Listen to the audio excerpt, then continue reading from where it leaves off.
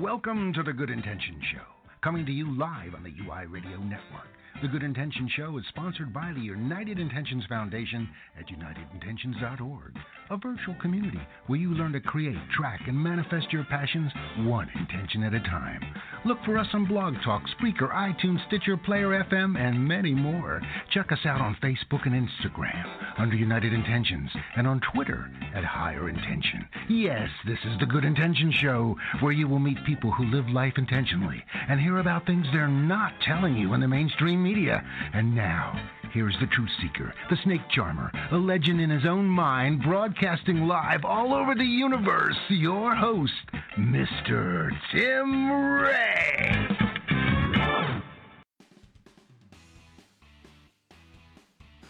Wow, Merry Christmas. I'm back on air with everyone and all my folks who have just are transforming this world. I want to thank you guys for staying tuned and for keeping that positive attitude about leveling up this world, raising the frequency, because it's not easy, especially over the holidays for many who experience, dysfunction.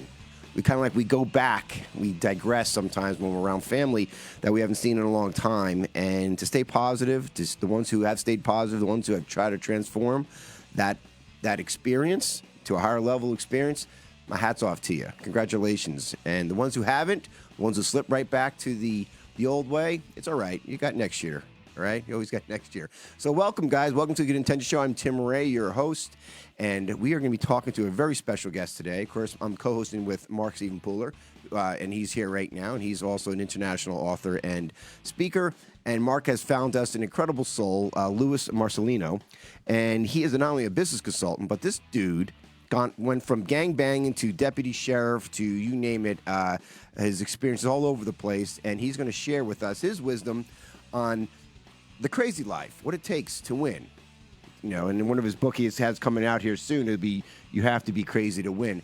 And we're going to be discussing what does that actually mean. And I know there's Steve Jobs, I think, talked about the crazy ones, right, guys? Remember Steve Jobs? And I don't know if you have that quote there for me, but if you want to put it up, well, you're welcome to. And I think that when people realize that it's these out-of-the-box thinkers, it's the folks who specifically are the ones who are crazy enough to think that they can change the world are the ones who actually do it. And that's kind of, Mark, wouldn't you say, Mark, that is basically a truism there that really we can't get away from? I think that's so true, Tim. It doesn't matter what's happened in the past. It's always people with those bad traumatic pasts that go on to achieve such great things and help others as well. Yeah, to me, it's just amazing. And I just love that. Like, one thing I don't know who mentioned this. I think it was maybe David Icke or somebody. By the way, I had a chance to, because he's a fellow UK guy. I had a chance to interview him. He would be amazing on this show. I interviewed him already on the show. I recorded a show with him because we're doing a very special wake-up hour. And for all the folks listening, yes, we are starting the wake-up hour back in January, coming up in January. And it's the Wake Up Hour is all about conspiracies, what's going on in the real world out there. And I'll tell you what, I talk about real world. Boy, the chemtrails are going crazy yesterday in Roswell. Were they not, folks? Oh, my God. And we're going to be bringing this up. We're going to be talking about people like David Icke and Will Koch, Riswald Verk, and these are the folks who are really on the cutting edge of I call it, bringing in the frequency wars, or bringing awareness to the frequency wars going on beyond our reality here. And it's just amazing how our expansion of our reality is occurring because we're going past our limited five senses, Mark.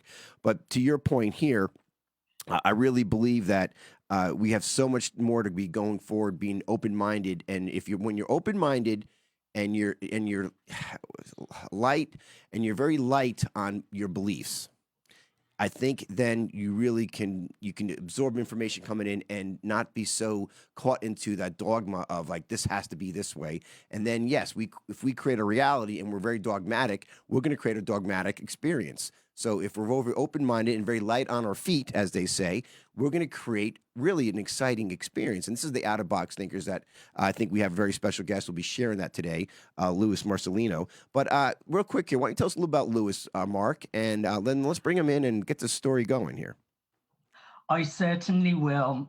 I have a few friends who know Lewis, and when I was saying I want to interview a special guest for our Christmas show, a few of my friends, including Jose Flores, who we interviewed recently, said you must interview Luis Marcelino. He's got the most incredible story. So I am looking forward to having him on the show today. He's a CEO, serial entrepreneur, and celebrity consultant. So welcome to the Good Intentions Show, Lewis.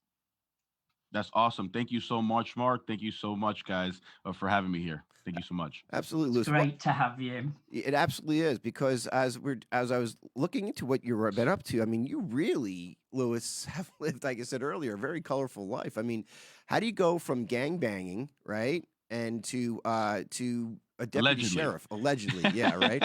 So, I mean, well, tell us about your youth, because I knew you were in and out of trouble, juvie hall and things like that. So, tell us how Right. that started out, and and I think I think youth is wholly experimental, and I think Correct. today is crazy because, as you know, jail now is a business. It's a private business, and people Correct. making money by jailing your children, and Right. and I think it's disgusting and deplorable, and I think real change needs to occur.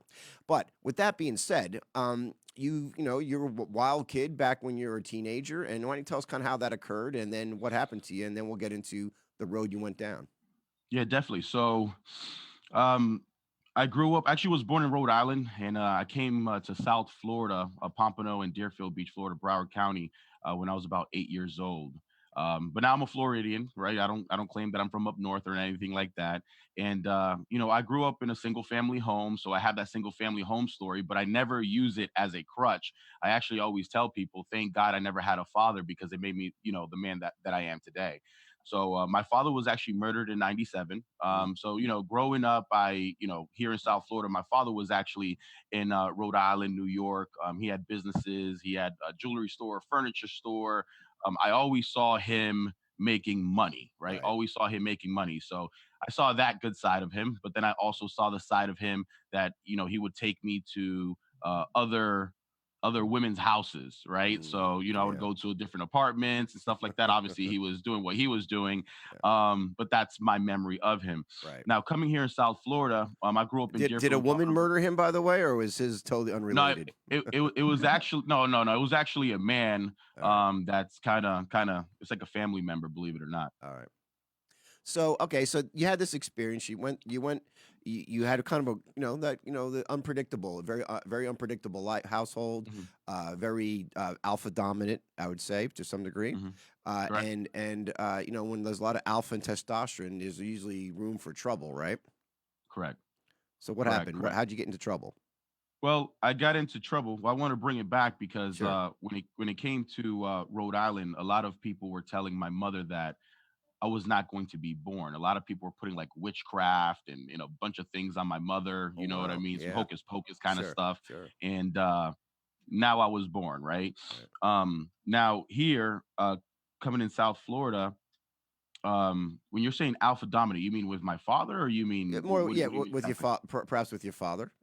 I mean, Well, I'm no, I assuming didn't. I that. didn't. I didn't really have that alpha dominant. Believe it or not, I really Okay. didn't. I only had my mother and my grandmother and my sister. That's who I grew up with. I only grew up with three women. That's it. So I Okay. learned everything out in the street. That's actually what kind of forced me out in the street. So I would look at my friends' fathers, which who were drug dealers or business owners or whoever they were, and I would extract the good and I would leave the bad. But Okay. obviously, if you hang around nine broke people, you're going to be the 10th. You hang around nine drug dealers, you're probably going to be the 10th. You hang Right. around nine gangbangers, you're going to Yeah. be the 10th, right? Sure.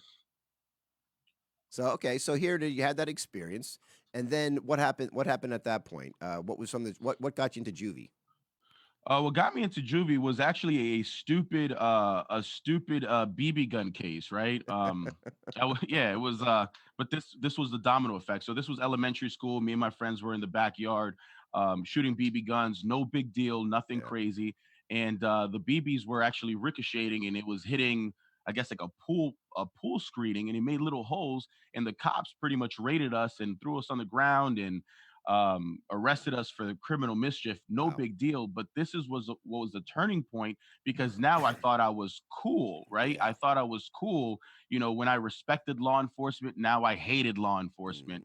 And then that was the domino effect when then I got arrested again at 16 Right. years old. Right. And that was simply by running my mouth to a cop. And, I ditched something before he got to me anyway. I won't Sure. even say that, but that's kind of All right, kind of so what so happened. you're on this bad boy run here, and you're getting a lot of street cred, let's say, and you're I don't know, safely to say you didn't have a father figure other than what you extrapolated from other friends of your fathers that were still around, right? Uh, No, no friends of father, okay, nobody. nobody. Okay, Yeah, so you nobody. basically, you grew up in a single parent household, I would assume. Yep. Okay, and then you were finding yourself through this type of mischief to whatever degree, and so what happened at that point when I guess the turning point when you realize, okay, I need to slow this down, otherwise I'm gonna be that 10th gangbanger shot hanging over a fence somewhere. Gotcha. So 16 years old, it was pretty wild. A lot of my friends were dying, getting shot. A lot of them were going to prison for burglary, robbery, and things of that nature. So it was just an interesting time. It was a scary time, actually. And there was actually a meeting that I was involved in. I was inside of this house, and uh, you know, uh, the meeting was pretty much saying, "Hey, listen, we're gonna go take care of some business, and this is the last day. Like, this is the only day and the last day that I'll actually even give permission for people to walk off." Mm. Um, the funny thing is, I was the most loyal cat in there. Like, I To a was that fault, guy huh? that yeah, I just because I know I was the most loyal guy there, right? Right. And I would always, like, kind of like sleep over the leader's house and stuff like that. And because he knew me, he disrespected me. You know what I Mm. mean? Because sometimes people get too close to you and they just want to disrespect you. So in front of Yeah. everybody, he was like, "Hey, well, listen, I know your friend is not here, so do you want in or out? Or do you need him to make a decision?" So before me, everybody was like, "Oh yeah, man," and they're like saying all these, little quotes and stuff like that, saying that they're gonna stay in the gang.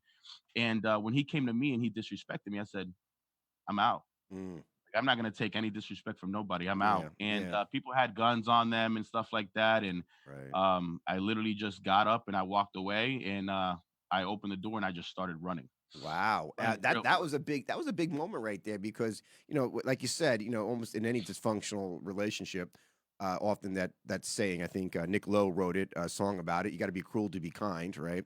And I Right, think it's people just kind of realize that you get too close to the circumstance, you think you could let that dark side come out, and you did that respect and the loyalty. You saw the disconnect. You saw that this was not going down an honorable road at that point, and correct, and you decided then to get up and just literally walk out of a gang house, correct. and move on from there. So, Mark, how's this resonating with you, Mark? It's resonating quite a lot with my own story because, as you know, I was addicted to crack cocaine and heroin. I collapsed and died from drug use, Right. and I had to get away from all the people I was actually hanging around with. I actually got kicked out of my mum's house at the age of 21, and that was when I started to rebuild my life. So I'm resonating with everything what Lewis is saying, and Yeah. he could have so easily have gone the other way if he hadn't have got away from all those people. And I wonder, are all those people that he left, are they still living that bad life as well? Yeah, and that's a great question. And I think when we get back from a break, Mark, you could take us on a break here. We could probably have him answer that. But Lewis, real quick here, I just wanted to say, this is fascinating because a lot of folks, and even Mark's situation, it gives me hope, especially parents out there who have children who are on this path. Who are addicted to whatever it may be, whether it's drugs, video games, or booze, whatever it may be. It gives them hope because look at you guys now. You guys are freaking rock stars, and we're going to hear more about this too, aren't we, Mark? We certainly are. Today, we've been having a conversation with Luis Marcelino, CEO, serial entrepreneur, celebrity consultant. We've talked police, crime, and starting to turn our lives around. Join us after the commercial break.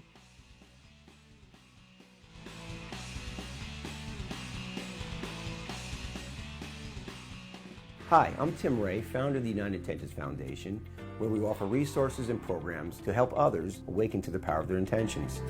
One of the ways we get this great message out is through our UI Media Network, which is a platform for people to share their stories and wisdom on air on how they live a life with intent. 2020 is the year of clarity, so help us activate more programming and resources that provide you with the information and education you need to see things more clearly. Raise the frequency with UI Media Network. We are so grateful to this incredible cast of paradigm shifters who are authentically changing this world on a global scale. Go to uimediaapp.com and donate today.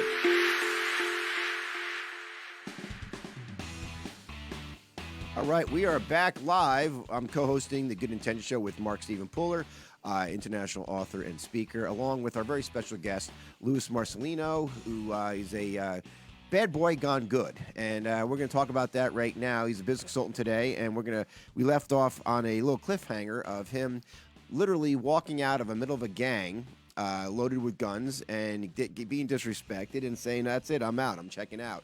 And he walked out, and once he got out that door, just like I think I saw a little movie a little while ago with Denzel Washington.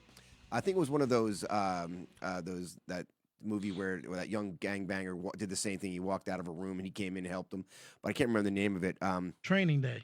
No, was it Training Day or maybe another one? Anyway, and so that's scary, man. That's a scary situation to be in because you know all their secrets, you know all their skeletons, and It was definitely scary. and and a lot of people when you know their skeletons and secrets who are not strangers to murder, then your life is at risk. So what made you think that you were going to get out of there alive, or at least maybe not get clipped later on?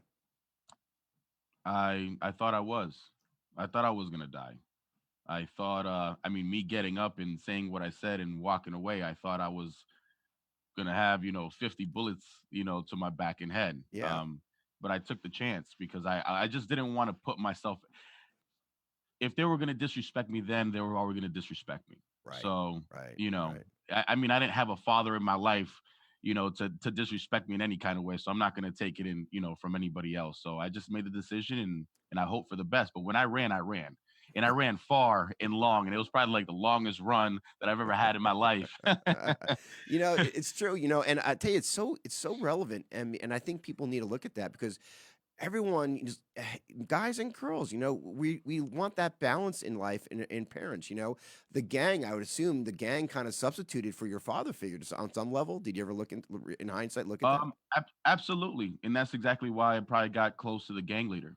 Right. I He was would a hang out father with him. figure too. Yeah. Yeah. He was definitely a father figure. I only saw good in him. I didn't even see the bad. Right, right.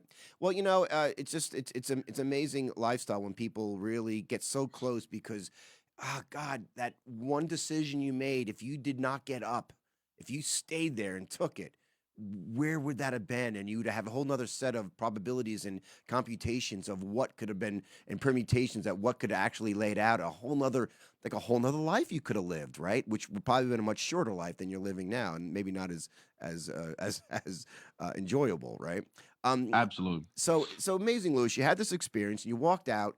And I guess at that point, what'd you do then to start moving towards the other side of the fence there on the police? Around that time, I actually dropped out of high school. Right, Okay. I dropped out of high school. I told my mother I was going to start cutting hair and be a barber. That didn't work out. Not because I don't know how to cut hair, just because I just didn't feel like standing around all day cutting people's hair And gossiping, right? Yeah. and gossiping. Right. So just hustling, man, hustling, and I would. Do you guys know the auto traders back in the days? Yeah, When it was yeah, like yeah, on yeah. a magazine. I think I still use that. They don't have that Yeah. anymore. No, they don't have the physical magazine anymore, Man, right? that's So terrible. yeah, so Sundays I would buy an auto trader. I would walk to the corner store, buy some cars, flip some cars, and just pretty much hustle anything. That's what I was doing from 16 years old to 18 years old. But at 16 years old, that's when I started watching like the bad boy movie. So there's three things that I always said that I wanted to be, right? Since I was little, it was a law enforcement officer, a pastor, and Mm. a businessman. Sounds like Right? the beginning of a good joke. Go ahead. Yeah, no, no. So I was a law enforcement officer. The truth is there's some people that do call me pastor. right? Seriously. And I'm a businessman now. So that's kind of where Fascinating. it is. But so at 16 years old, I was hustling, doing my thing.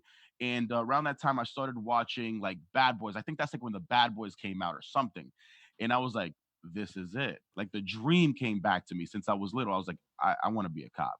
And it was because I got punched in my mouth by a cop, Mm, right? mm. That it just set me straight, right? That I'm like, I want to be a cop. I want to make a difference. I want to be that person on the other side speaking to these guys on this side.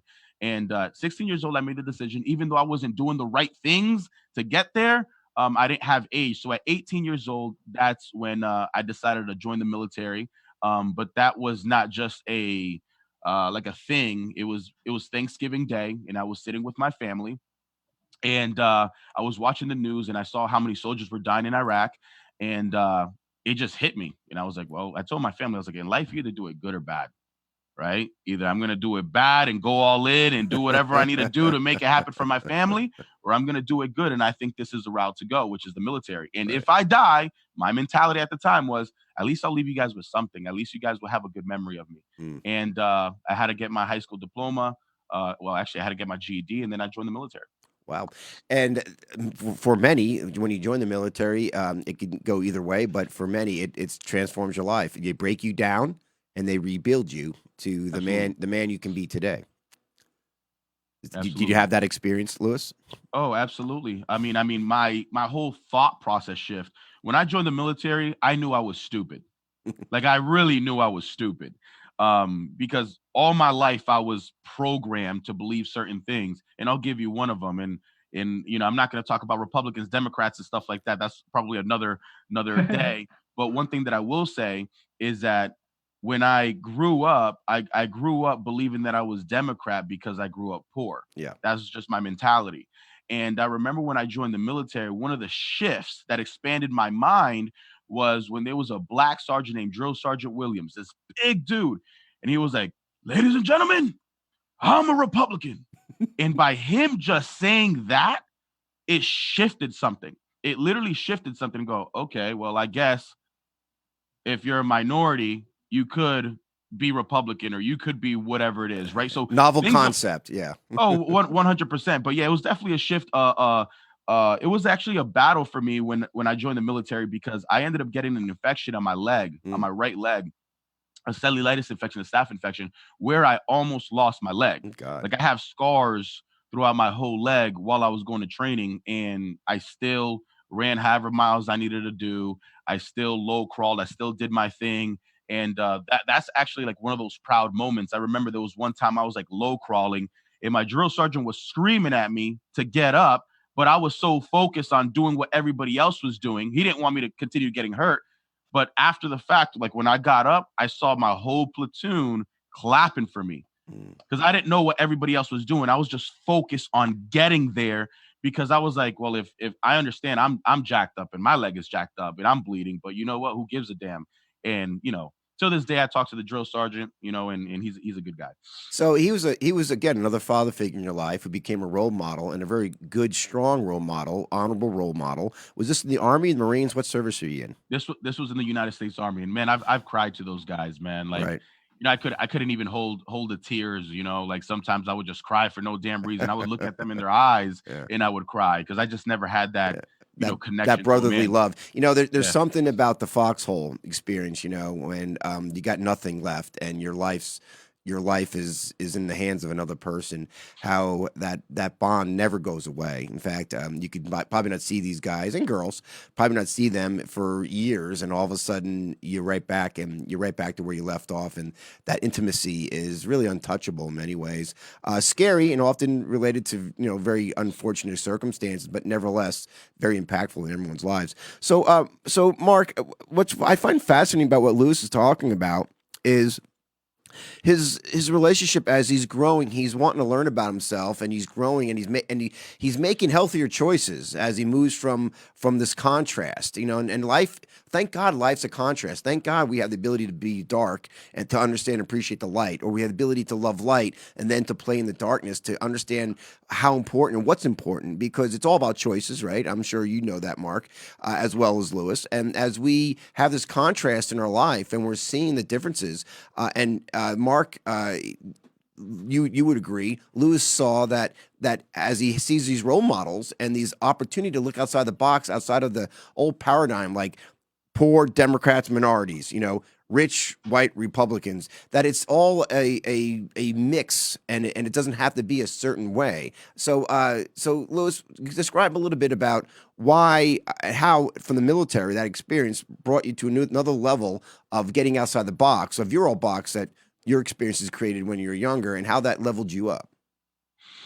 Oh man, the whole warrior ethos, right? I will never quit, things of that nature actually helped me, take my life to the next level. So what happened is, as soon as I got out of the military, I noticed that everybody that I used to know were still doing the same thing, or they're dead, they're in prison. So, I was ahead of my time, if that makes any sense, right? I had money in the bank, I had a wife, I had my kid. I was doing more than most people, so that already motivated me, to take things to the next level. So, while I was in the military, as soon as I joined the military, my focus, my goal was to become a law enforcement officer. So the reason why I joined the military was because I said, well, you know what? Since I got arrested 2 times as a juvenile, right? Maybe this could buffer things out. So when I do apply in the same city, in the same county, right? I got arrested at, I'm going to get hired. And I did just that. So the transition from the military, it really helped me out, man, because one, I feel like I felt every feeling that you could possibly feel in life. Yeah. While I was in the military. Like, there was a time of point I was suicidal. There was a time of point I really wanted to kill myself. Like, I had the gun in my hand. I wanted to blow my brains out. And the only reason why I didn't blow my brains out is because I did not want my son to hear the bang. That was it, right? So, going through all those situations, when I became a law enforcement officer, I was able to connect with people. I was able to connect with the gang member, the drug dealer, you know what I mean, the businessman, like whatever. I was able to connect with these people and not speak to them as a law enforcement officer, but speak to them like a human, right? Which people deserve to speak, to get spoken to like a human. And I would solve cases because of it, right? Like, that's how I leveled up, when I became a law enforcement officer. Well, fascinating. And Mark, I know when you had your transition, which you could talk about if you like, how it transitioned you. But what I find fascinating, if you both could maybe speak to this, Mark, you first, is that here it is. You had a plan for in Lewis's situation where, you wanted to become a police officer, and when you go into the military, it is like all sins are washed away. Yeah, because everyone knows you're broken down and you're rebuilt into a new man, a new person. And it's like being born again in many ways. When people who, like you see often in prison, people who find God, are transitioned themselves, and they're born again, and they're not the same person they used to be. So Mark, speak about how your transition brought you to where that point, and how you identify that with what Lewis is going through at that point in his life. Well, firstly, with what he was saying, he was age 16, and age 16, you think you know everything when you don't. Well, that's how I was anyway. I felt like I knew everything and nobody could tell me any different. So that really stood out from what Lewis was saying as well. I was a little bit older. When I gave up crack cocaine and heroin, I was 21 years old, and I slowly started to rebuild my life. And like Lewis said, I started associating with better quality people. And I think that is the key. You have to get rid of the people that are dragging you down and surround yourself with positive, uplifting people who you can really learn from. But what stood out from what Lewis was saying as well, I'm very much like how he was saying that he connects with everybody. I connect with everybody. I've been around gang members in clubs before, sniffing cocaine with them, and I'm very, very similar in personality. So it's really interesting with what he's saying. Yeah. But what determination, Lewis, you were showing going into the military. You really did grow up, and you must have had so much discipline to turn your life around. That could not have been easy. So I hold my hands up to you there. And Lewis, I want to hear more about that too. We're going to go to another break here in a second. But when when we do get back, I'd like to discuss. Okay, here it is. Now you're an officer, and you're a deputy, or you're on your way to become a deputy sheriff. It wasn't that easy either. There's a lot of things that didn't go the way you wanted to go, and we'll talk about that experience after this break too, Mark. So why don't you take us out, and we'll hear more about Luis Marcelino and his time now as a sheriff on the other side of the fence here. We have been chatting to Luis Marcelino, CEO, serial entrepreneur, celebrity consultant. Join us after the commercial break to hear more of this amazing story.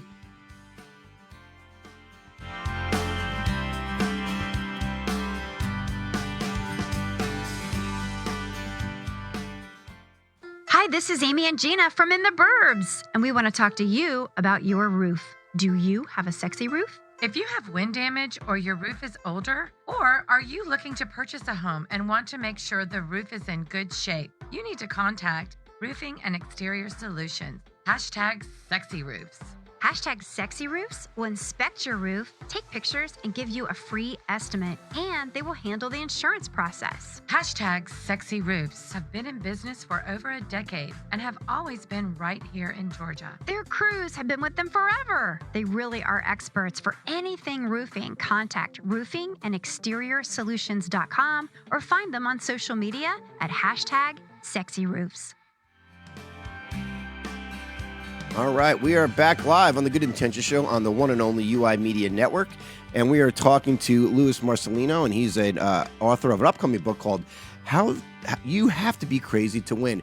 And, we're talking about out-of-box thinking. You have to really be open-minded and light on your feet to really maneuver yourself into the three-dimensional world and to look at your decisions you made and your choices you made, good and bad, and what you can do to improve on it, to use it to improve rather than going down that rabbit hole of self-destruction, self-sabotage, and hopelessness, which any of you, including Mark and Luis, you could have done that at any given moment. You could have went down that road for a long, and I'm sure you did, and many times, as you said, you were at the point of suicide, and maybe not just the first time. And you could have stayed down there. You could have stayed down that road of hopelessness, but you didn't. You wanted to improve your circumstances. What was the main motivation behind that? And then we'll talk about your time in the sheriff's department. The main motivation was making sure I was there for my son, making sure I was there for my family. I never had that father figure, so I needed to become that father figure. I wanted to, I want to give my kids, and I wanted to create something that I've never had. So that's exactly why I went all in, and I was willing to die for it. Wow. If that makes any sense. And when I say, go ahead. No, and when you say what? When I say die, I mean die to live. So I have to literally kill my old self to live and renew myself. Yeah, Eckhart Tolle that. Yeah, Eckhart Tolle calls that, die before you die. And, and literally that's you did. It was really like a transformation for you if you look at it from another perspective. So here it is. Now you're a sheriff and or you're in the sheriff's department. And now what comes with being a police officer is kind of like the old Spider-Man saying, what comes with great responsibility, what comes with great power is great responsibility, right? And so often, it's not easy. When you have this given, you're not earned, you're given this sense of responsibility or power, let's say, given the sense of power by the sheriff's department, by having that badge, by giving this, you might have earned it through your academy or things like that. But I'm saying often people are given power. It's not so much earned. It's not like this referent power, like you were voted to be the police person of your town, but you applied and went in there. Often it's very intoxicating. Absolute power absolutely corrupts, right? Whatever the saying is. And so did you find yourself ever being tainted by that or seeing other officers going down that road and taking advantage of those circumstances? Oh, absolutely. Absolutely. Life is the same way across the board, right? It's a high school wherever you want to go, right? It's a high school in the military. Oh my God, we never get out of high school. That explains everything now. All right, thank you. It's a high school in law enforcement as well. So, the first thing that you do see across the board is you do see racism, right? You do see racism in law enforcement and in the military as well. You do see corruption, right? I've never actually physically seen things in front of my eyes of anybody stealing anything or nothing like that. but racism I have, and it's pretty disturbing on, when you actually see somebody's face, right? Like while they're arresting somebody, Right. where when they shouldn't have been arresting them, if that makes any sense. Yeah, yeah. I mean, it's overdone. It's almost like there's a cathartic experience of people getting that frustration. And I'll tell you what, my heart goes out to the officers too, because with all the counseling, I don't think people understand how these officers and even soldiers, honestly, to me, it's all the same in the sense that you're always around negativity. You're always around the worst of the worst. You always have to deal and think of the worst situation. You got to watch your sixes all the time. There's this always hyper level of sympathetic nervous response that's going on in your body because you have to survive. It's like survival mode all the time, and yet you're always around the dredges of society, and that has to play some type of effect on your own level of self assuredness, your own experience of being around that negativity all the time. It has to have some negative effect over a period of time, and I can understand how these officers explode, how they do Oh, explode. 100%. And I've exploded too, right? So, when I was, I just brought the racism part because obviously I know that there's like this whole situation going on in this world, right? But at the same time, there's good cops and there's bad cops. There's good pastors and there's bad pastors, right? There's good and bad and everything across the board. But there's a spiritual world as well, right? Like there is evil, right? Like that's just my belief. So I believe that we focus on the man, but the truth is I believe that law enforcement needs to start learning more on the spiritual side anyway, because that's exactly where things are going. Mm. That's just on a side note. But absolutely, when it came to my law enforcement career, um, man, it was an amazing time. It was an amazing time. I mean, it was all about empowering people. I took a lot of bad guys to jail. I did narcotics. I did, a bunch of things. But at the same time, it was a negative experience. So I remember when I first got there, I would look at all the guys that were like 20 years in, 25 years in, and everybody was bitter. Mm. And I did not understand it. I did not understand it. I was like, I would never be like that. I would Right. never be like that. But the thing is Kind of like what ends up kind of like a marriage in many ways, huh? see, but what happens, but what happens is, yeah, absolutely. But what happens is it's not the public. It's internal, man. Mm. It's the internal stuff that's going on that it's always like you do something good, you get hit. You do something bad, you get hit. You don't even know which way to go. So it just gets to the point that you turn cold, you turn bitter, and you just do not care about anything. Mm. So when a law enforcement officer comes up to you and he's just so dry, don't think that he just doesn't care about your situation. He cares because you showed up. Yeah. But at the same time, it's because he's dealing with internal affairs. Yeah. He's dealing with his partner not being there for him when he almost got killed. Right. You know what I mean? Like there's just a lot going on at the same time. So absolutely, you do get bitter. And most cops are suicidal. Yeah, well, listen, and it makes complete sense to me because not only you get bitter on that too, but the trust level. I mean, the one time you go out of your way to believe one of the potential criminals, and you give them a chance, they take advantage of the situation and they screw you over, and so then you have to become even more desensitized to feeling for others, in many ways. And how do you not feel? You're a human being. Police officers are human beings too. And how do you not feel for another human being in an environment where it's like prison rules, it's just it's every man and woman for themselves and nobody really truly cares, or they're so egotistically self-centered that it's they can't have room for feeling for another person or being in tune to another person's feelings. There's no room for that because it could get you killed, and that's why I think the whole environment is just sad, and I wish it was not necessary to even have that level for their sake alone, not to mention the safety of others. But nevertheless, you've been through that. How long are you in the service for? 4 years. All right, in the 4 years, did you see yourself go from empowerment, like I'm going to make a difference here, to bitterness? Absolutely. Absolutely. Tell us about that Uh, trial.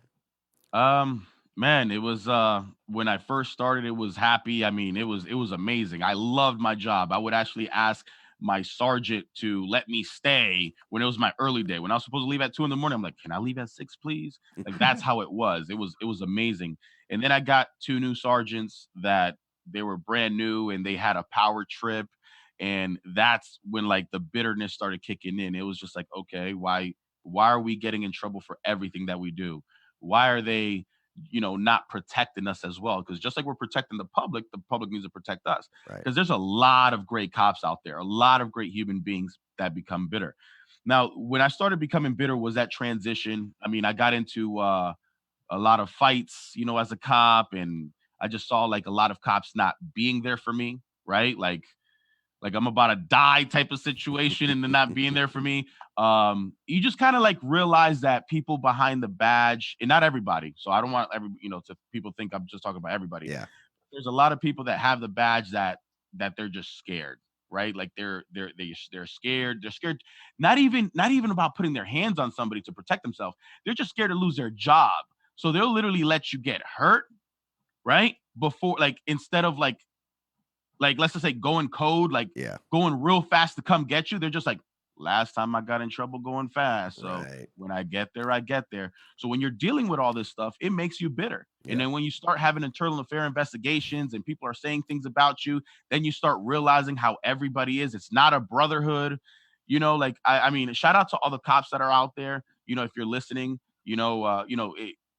I just really hope you guys, help each other internally. You guys got to take care of each other, man. Yeah, it's what you're describing though, Mark, is what Luis is describing is a culture that's created, and often it's when you're so concerned, it's almost like a union mentality. You're so you there's this mediocreness of, hey, I'm not going to run to the situation because the sense of urgency is I could potentially, if I save this person and they could sue me for saving them, then it kind of takes away that sense of, like you said, brotherlyhood, sisterlyhood, where you want to help each other out, and it creates an atmosphere, it creates a culture of not caring as much, a culture of mediocreness. And I think that's where a lot of these stations, and right now we're seeing it all over the country. You have people purposefully, like the George Soroses out there, who are putting in these far crazy district attorneys, who are letting all these folks out of prison, or are almost counterintuitive to the police departments in their own counties, that they're just working against them. And it's creating even more distrust and mischief and problems within the police community and the legal community. So I can see how this is on a much bigger nature, and it comes down to like the nuclear family. When you break up the nuclear family, you lost everything, right? When you break up the code between the police officers, you lose what makes them so special, right? So you saw this going down the road, and you were experiencing this bitterness. And what happened then? Why did you get out, or what did you do at that point? Gotcha. Well, around the time I actually got like 2 internal affair investigations on me, and I started seeing a lot of my friends getting arrested for a lot of things that they didn't even do. It was that, and I've been warned about this season. That's the funny thing. When I first started, they're like, "There's always a season where cops just start getting arrested. You just got to be careful, stay low key. It's all political." And I just never understood it. And then I saw the season come. I saw good guys go to jail. I saw guys that would have a good shooting, like a guy with a pistol, a guy with an AK-47, right? Guy comes and goes, put the gun down, put the gun down. The guy doesn't put the gun down. 50 911 calls. The cop shoots the guy, right? And the cop gets arrested. I mean, things like that, right? Yes. So when all these things are happening, it's like, okay, now I'm being investigated. Around the time I actually had I started a business, and I just knew it was time for me to go, because my thought process was, oh, okay, they want to come and get me, no problem. I'm going to be over here making a lot of money before you do. Right. And that's kind of that was kind of the transition out. That's scary. That's scary when you think you have the protection of the police department, and all of a sudden now you got to watch. You get and I could almost tell you what happened. They got a new DA in, or ADA in the department, and they started looking at potential, criminals within the cops situation, or you got a new commissioner in, where they started just trying to making a political statement of cleaning up the department, and you have some of these good cops fall, they call collateral damage, make your political statement. We arrested this many bad cops, and some of the good cops get caught up into that. That's, like you said, that's the season, which is, to me, is implorable, because these cops are risking their lives. Well, absolutely. And the crazy thing is that we're literally breeding sheep. That's what's happening. we're breeding sheep, and then sheep are starting to take over these positions as sheriff, as lieutenant, as colonel, or whatever it is. And it's happening in the military too. If you notice in the military, most people, the real grunts, are like, I'm out. I can't handle this. Same thing is happening in law enforcement. The real ones, the guys that would literally go in and save your life, right? Take care of business. They're just like, I'm done. They literally hung up the towel. They even gave their badge in because they do not want to get arrested. So I feel like these people in position need to step up, and it might not be the cool thing to do, but it's the right thing to do, and that will transition us, right? To live better, because let's be real, as a human being, my encounter with law enforcement officers is everything. You know what I mean? Let's pick up from there when we get back from this break here, because what I want to talk about is this destabilization going on, not only in around our police departments or all throughout our country, but around our society and our communities that are breaking down. And there is a breakdown going on, whether people are acknowledging it or not. And we'll see how that affected you and what you did, Luis, to transform that. So, Mark, we'll be right back, huh? We're a little late on break here, so we'll be right back. We'll see you after the commercial break with Luis Marcelino, CEO, serial entrepreneur, celebrity consultant.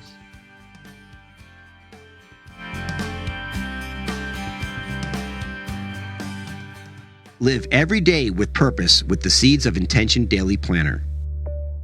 A goal is just a dream until you write it down. Now, the awesome thing about writing things down is because in a year's time, you can see all of the specific things that are actually in your life right now. You can really chronicle the progression of the relationship and how you got from one goal to the next to the next. To learn more, go to unitedintentions.org and click on Shop and make the commitment today to make the authentic change. All right, we are back live on the Good Intentions Show on the UI Media Network with our co-host, Mark Stephen Puller, as well as Luis Marcelino. And Luis, we were talking about this breakdown and how you got out before you fell into a casualty in the season of the police officers there, and I guess, and same with the military. Do you feel like you're leaving men behind when you leave that? Is there a certain feeling of departure and regret? No, the only time I felt like I was leaving a man behind was actually when I took an R&R vacation. When I left Iraq and I came back home for 2 weeks, I wanted to go back. That was the only time. Now, leaving the military, hey man, you're on your own. I serve. God bless you, brother. I'll see you on the other side. Same thing with law enforcement. Hey, God bless you, man. I'll see you on the other side, because we have to make our own decisions. So I still communicate with these guys anyway. But right. No, wonderful. So here it is. You then got into your business, and tell us what you're doing in your business at this point. At the time, I was a cop, and I actually started a detailing company, right? Like a car wash company. Yeah. And a friend of mine that from high school, he came to me. At the time, he was sleeping with roaches. I mean, he was living in a bad situation. He came to me, said, I have this big plan. Luis, invest in me. And I said, absolutely, I'll invest in you. And we started this detailing company. Well, instead of just washing cars in the neighborhood, we ended up getting contract with Hertz, Enterprise, Drive Time, luxury car dealerships, Ford, and it took off. So I would literally work 12-hour shifts, and then right from work, I would go help and wash cars every single day. And my motivation was, I'm going to make as much money as I can, because if you want to come get me on some political stuff, I'm ready. so good. I mean, I was having a plan. Most people would just throw the towel in and be subjected to whatever has come what may, right? So you started your business, and now you're out there preaching your story and talking about what you experienced. So how are you helping other people not only in your community but around the world with what you're up to? Because you have a book coming out called "You Have to Be Crazy to Win," and people want to reach you. They could go or find more about this book coming out. Is marcelinomedia.com, right? So so what was your motivation for this book and start helping others? Well, I've always been helping others, right? Throughout my whole transition, I've always been the empowerer. I've always been that leader. I've always been that guy to literally help people accomplish their dreams, whatever that dream is. I mean, when I was 18, 19 years old, I've empowered multimillionaires and they scaled their business. So I've always had a gift. I've always had a gift. Whoever comes across me wins. I've always had this gift. And now I'm just like really owning on that gift, right? So Right. even when I was a law enforcement officer, we didn't get into that. I was doing big events. I was doing events in Nicaragua, Honduras. I mean, 7,000, 10,000 people showing up to these events, and they were all obviously seeking God. It's a little different here in America, right? You do like a Christian event, you'll probably, have maybe a couple thousand or a couple hundred, right? You go to Nicaragua, the whole town is coming, right? Because Right. they need more, right? Yes. So I was doing events around that time. Man, when I was a cop, I was preaching. I was actually a part of a program called Adopt the Church program. So I was preaching. I was casting out demons. Literally, as a cop, I was casting out demons. I would see people's faces transform and tell me it's going to be my last days. I've witnessed people fly. Like, this is real stuff, man. So yeah, like, this is real stuff. So when you're saying helping people, man, I've been helping people all my life. Like, that's what I Well, do. I've even helped somebody, real quick. I even helped somebody that was homeless. I was actually the last cop to show up, right? And I literally asked him, like, I was like, what do you believe in? Because he had a cross. He like gave me an attitude when I pulled up. He sucked his teeth, and I just started like wilding out on him, right? I was like, what? Like, whatever. I cursed him out and everything, right? But I was like, well, what do you believe in? He was like, I believe in God. I was like, all right, cool. Take my number down. Let me get your number. He gave me his number. The next day, I bought him clothes. I literally put him in a hotel. I empowered him. I put him in a studio, like, so he could start recording music. And now he actually is a business owner, because when he started working, I said, hey, listen, go ahead and learn everything that you need to learn. I'm going to show you. And this is at that time. I'm going to show you how to start your own business. And now he has a house. He has a beautiful house. Wow. He has a beautiful family, from homeless to that. And that's exactly what I always do. I've always been that guy. Well, you're impacting lives, and literally lives that you're transforming, if that's the case there, because that's an incredible impact to have. Most people have no idea the impact they have on others, although many who just listen to somebody can transform their lives. But that's a real direct impact, and like you said, you have many more of that. But you brought up a topic here, which I like to get into now, because this is fascinating. And so you broke the seal on spirituality here, at least life beyond our five senses. So you actually seen, I assume, possession. You said possession of energies and entities that came in. So when did you start believing in this? When did you start experiencing this, for this to be because you said, in a way, you're your own preacher, right? So you brought this in, and when did it become like, wow, reality is not what I thought it was? Well, it's a calling that I've always been running away from, even though I know I'm supposed to be that, right? In the spirituality side, I was just in Louisiana, right, New Orleans, 2 weeks ago, and I saw demons walking down the street. I mean, I was at a church where they were casting out demons. Like, this is not pretend. And the thing is when I was 16 years old, I actually worked at Target. I have to tell the story. And I remember somebody came up to me. And this guy was a handsome white guy, blue eyes. I mean, he did not belong in Target. This guy he was done up, right? He looked like he was $1 billion guy. And I remember he was waiting for me for an hour, a whole hour. And I was like, hey, I'll get somebody to help you. He was like, no, I'll wait for you. I said, okay. As soon as I said, I was like, how can I help you? He opened his mouth and his fangs started to grow. Wow. And I got like hypnotized. I was like, what the heck's going on? So I grabbed my radio. I'm like, Camilo, right? I'm like talking to like my guy that works, like making sure he sees what I'm seeing. I'm like, what's going on? And then I'm like, hey man, back up, right? Because I'm like freaking out. I want to hit this guy. He was like, no. I don't want no problems with you. I'll give you anything that you want. I'll give you all the money in the world. Is that 16? I'll give you all the money in the world. I just want you to be my wife's present. His fangs. And I went, what? He wasn't there anymore. That same day, I walk down the street and I literally hear, Luis, I'ma kill you. So check this out. Now, when I'm in law enforcement, I'm literally patting people down. And this is confirmed by other deputies. This is not just me hallucinating. Right. This is people going, bro, every single time I'm with you, bro, there's some spiritual crap going on, right? I'm like literally patting somebody down, and he turns his face and his whole face transforms. He tells me it's going to be my last days. I've even put people in the hospital, right?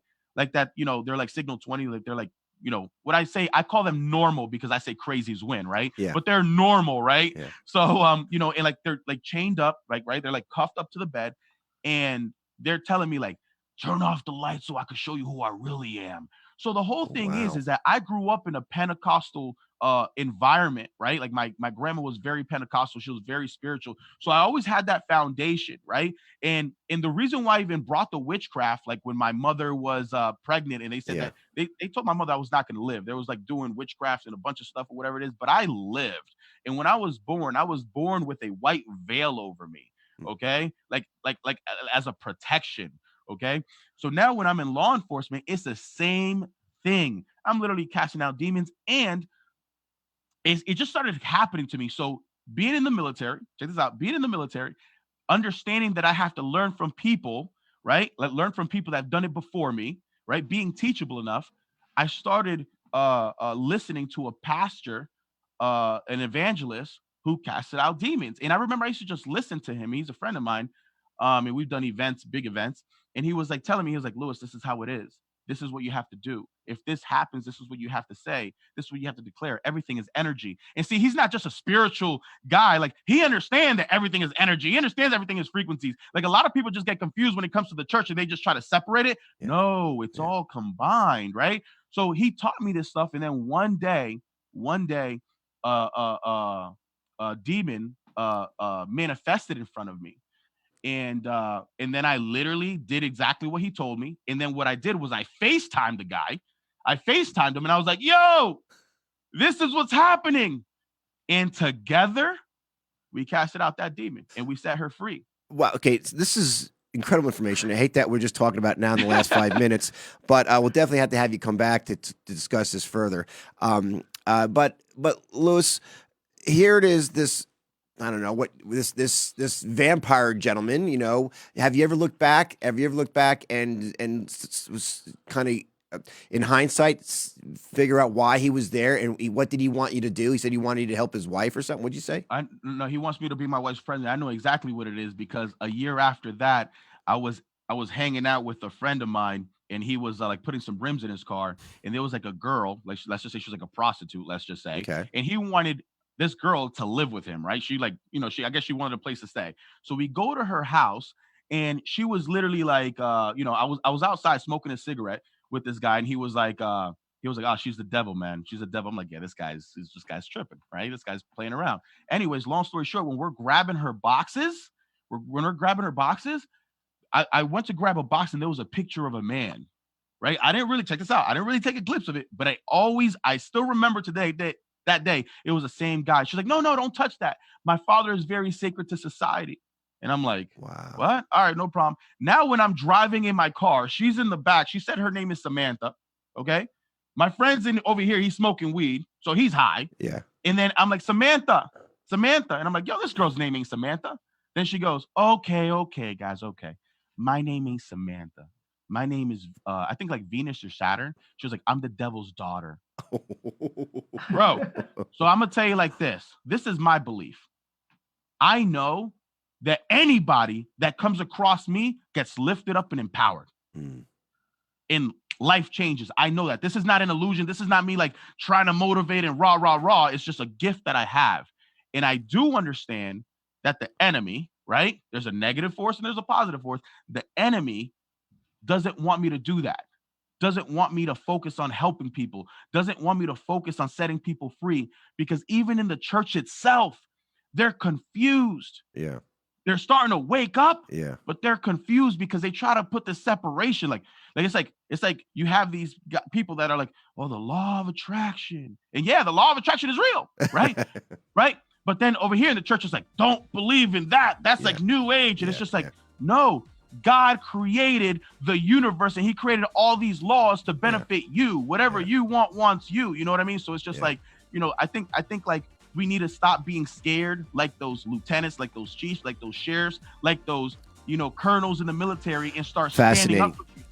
Fascinating, Luis. And guy, we're going to have you come back again because this is this fascinating conversation where it will lead to.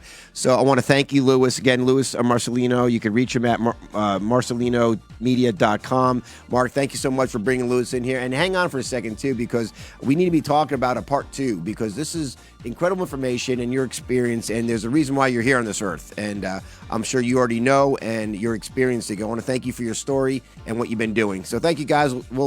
We'll see you guys first of the year. Don't forget, Wake in Atlanta, January 7th. See you there.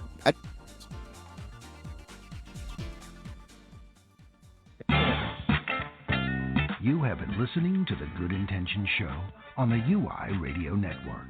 The Good Intentions Show is sponsored by the United Intentions Foundation at unitedintentions.org. Look for us on Blog Talk, Spreaker, iTunes, Stitcher, Player FM, and many more. Check us out on Facebook and Instagram under United Intentions, and on Twitter at Higher Intention. Be sure to log on to unitedintentions.org, a virtual community where you learn to create, track, and manifest your passions, one intention at a time.